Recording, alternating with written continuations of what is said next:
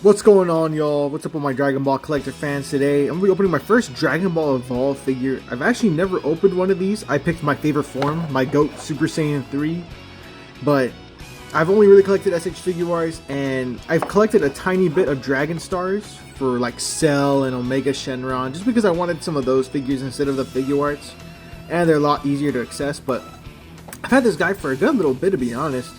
And I always just wanted to try, like, how good are these? I know these are a much smaller, or not much smaller, but a decently smaller scale, and, well, I'm excited to see how these go. So, let me know what you all think about this line in the description, but if you haven't opened any of these yet, stay tuned to open this with me.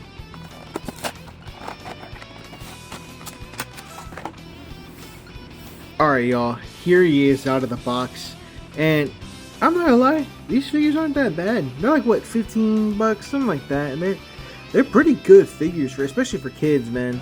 I feel like these are like genuinely like pretty cool. If I wasn't collecting Figuarts and stuff, and I was like, oh, you know what? I want a figure of Goku on my shelf, man. This is a pretty cool one, dude. They don't have that bad of articulation. Oh my god, I don't know why his knees like that squeaky. But I mean, they have pretty decent articulation. They could kick back most than like other Figuarts, which is surprising.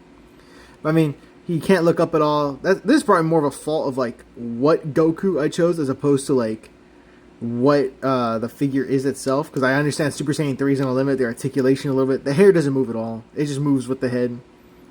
But I mean, the shoulders go a fair bit, of course. They rotate all the way around. They have basic hinge joint.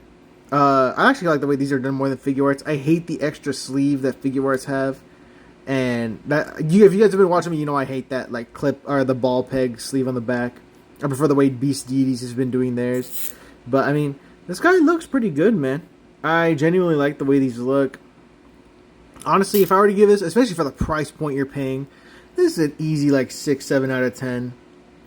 You're not going to get that many figures for a good price for about 10 bucks that aren't like bootlegs and stuff.